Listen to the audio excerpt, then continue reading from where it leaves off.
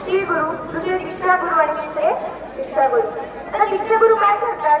तर दीक्षा गुरु आपल्याला निष्ठादान करतात आणि शिष्य गुरु काय करतात? तर ते आपल्याला विद्यादान करतात. आणि श्री गुरु काय करतात? तर परम दुःखाची परम शांतीची प्राप्ती करून देणारे श्री गुरु असतात. मग जीवनात आल्यानंतर आपण गुरु केले पाहिजे. आता तुम्हाला जर सांगायचं झालं तर संतांनी सुद्धा गुरु केले होते. आपले ज्ञानेश्वर महाराज झालं, नामदेव महाराज झालं, तुकाराम महाराज झालं, सगळ्यांनी गुरु केले होते, संतांनी गुरु केले होते. आपण जर माणसं आहोत, आपल्याला गुरु करणं भाग आहे. एक दिवस काय झालं, असंच आळंदीमध्ये सर्व संतांची सभा भरली.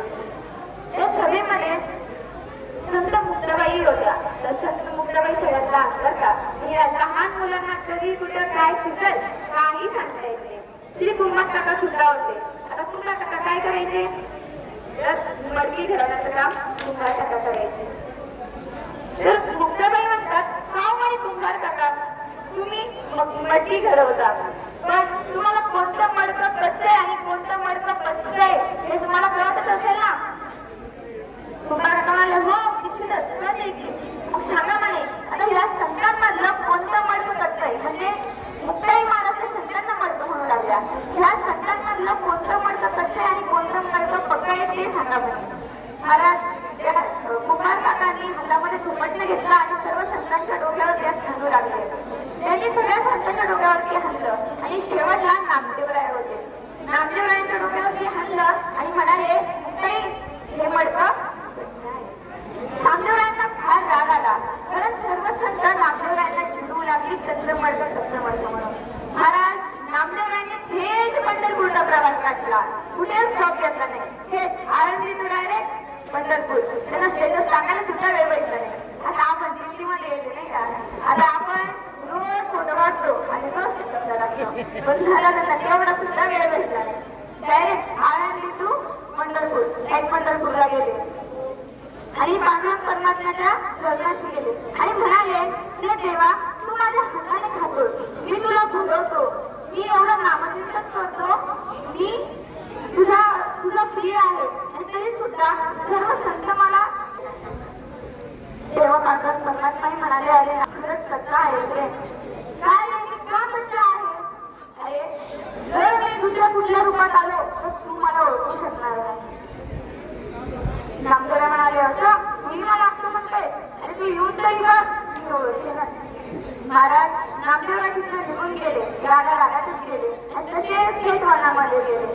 त्यांच्या गायी डोळं घेऊन गेले आणि तिथे गायी डोळं घेऊन गेले. तिथे वडार आणि वडारच्या रूपामध्ये साक्षात भगवान पांडुरंग आणि रुक्मिणी माता तिथे आल्या, पण तरी सुद्धा नामदेवरायांना ओळख झाल्या. त्या कशा आता सांगते बघा तुम्हाला. काय झालं, ते मेंढ्या चारत होते. कोण?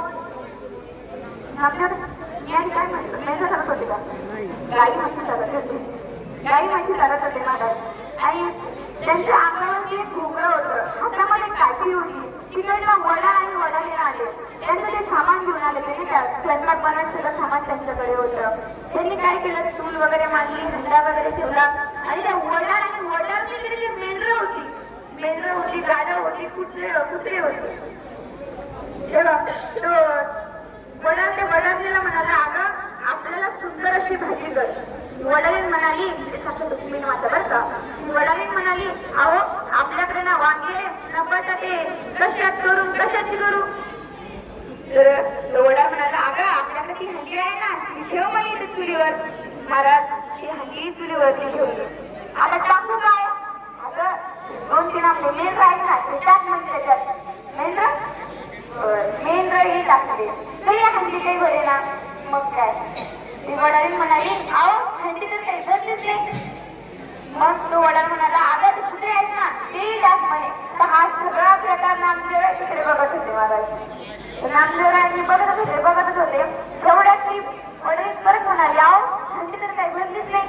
काठी त्याला उचल आणि टाक म्हणे याच्यात. कशात? हंडीत टाक म्हणे. महाराज नामदेवरायांना घामच फुटला. नामदेवराय पळत पांडुरंग परमाच्या गावाला जवळ गेले आणि त्याच्या चरणाशी मस्तक ठेवला आणि म्हणाले, देवा असा प्रकार झालाय बा. ते वडार आणि वडारीण होते, ते असं म्हणले होते, मला ते हंडीत टाकणार होते. पांडुरंग परमात्मा म्हणतात, हो रे नाम्या, तू खरंच कच्चा आहे. अरे ते वडार आणि वडार ये दुसरं कोणी नसून तुझी माता म्हणजे रुक्मिणी माता ती वडारी नव्हती आणि मी वडार झालो होतो. मी तुला म्हटलं होतं ना, जर आम्ही दुसऱ्या रूपामध्ये आलो तर तू आम्हाला नाही ओळखू शकणार. मग काय माता रुक्मिणी माता म्हणाल्या, नामा तुला गुरु हे करायचं. तेव्हा पांडुरंग परमात्मा म्हणाले, तू काय कर, विसुमा खेचरांकडे जा आणि तिथे त्यांना गुरु कर. मग काय महाराज ते गेले, त्यांनी एक गाव सांगितलं की तिथे गेले. आता विसुमा खेचर ते काय असे लगेच भेटणार होते का त्यांना? नाही ना. एक असं मंदिर होतं, कशाचं? महादेवाचं. त्या महादेवाच्या पेटीवरती पाय ठेवून एक म्हातारा तिथे झोपलेला होता. त्याच्या अंगातून सुवाच्या आणि रक्ताच्या धारा वाहत होत्या.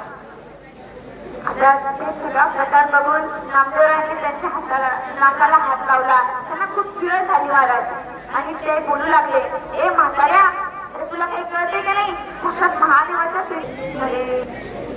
आता काही महाराज आमच्या ऐकलेलं आहे बरं म्हणून सांगते. गुरुवारे होते आणि शिष्य होते, ते संस्थेमध्ये त्रास घेत होते. तर त्या गुरुवारांनी काय केलं, शिष्याला दुकानामध्ये पाठवलं, 15 रुपये दिले आणि सांगितले की याचे 3 पेढे घेऊन ये. किती पेढे घेऊन ये? 3 पेढे घेऊन ये. तेव्हा शिष्य दुकानात गेला, 3 पेढे आणले. पण रस्त्यामध्ये त्याच्या डोक्यामध्ये विचार आला, मी आता असेही घरी गेलो तर मला एक पेढा खावायला भेटणार. तिथे चव घेऊन बघितलं, काय झालं? त्यांनी काय तिथेच मला एक पेढा थोडासा पुढे गेला. बाबांना गोड जास्त चालणार नाही, परत ते एक पेढा खाल्ला. आता एक पेढा तरी गुरुसाठी न्यायला नाही, तो सुद्धा नेला नाही महाराज, तो वाटच खाऊन टाकला. मग असा शिष्य असा म्हणा बरं, जन तन धन मन लावून आपण गुरुची सेवा केली पाहिजे. असं म्हणतात की जिसका चेला काय म्हणतात नाही ना, जिसका गुरु बलवान होता है उसका चेला बेलवान होता है. त्यामुळे आपणही तसंच केलं पाहिजे. तन मन धन अर्पून आपण गुरुची सेवा केली पाहिजे. गुरुने काही मागू नये आणि आपण गुरुला काही दिल्याशिवाय राहू नये. म्हणून एवढंच सांगणार आहे की आपण जीवनामध्ये गुरु केले पाहिजे, गुरुची सेवा केली पाहिजे. कारण कसं आहे ना, गुरु हे आपल्या आता एखादं आपलं मन कसं असतं, आपलं हृदय कसं असतं, एखाद्या काशीप्रमाणे असतं बघा. आपल्या मनावर जर धूळ बसली, कशाची धूळ बसते का मनावर? मन, विक्षेप, अहंकार, तो जर असला तर ते नष्ट करण्याचा प्रयत्न, ते नष्ट करण्याचं काम हे गुरु करतात. त्यामुळे आपण आपल्या जीवनामध्ये गुरु केले पाहिजे. आता हे माझं पहिलंच प्रवचन आहे. त्यामुळे मामाच्या गावात एवढं भारी भेटलं, इथेच माझे गुरु हेही आहेत सगळे नाही का. माझे गुरुवर्य जेवणात महाराज जे काही आले नाही यांचे खूप खूप धन्यवाद, कारण ते खूप छान शिकवतात मला. त्यानंतर आपले सगळे महाराज लोक सगळेच खूप सपोर्टिव्ह, हे कर ते कर चालत असतं त्यांचं, सगळं सांगतात. खरंच खूप नशिबाने की मला असं मामाचं गाव भेटलं. माझं म्हणजे प्रेम झालं महाराज, एवढं सगळ्यांनी सांभाळून घेतलं. आता माझी सध्या सुरुवात आहे, पण पुढच्या वर्षी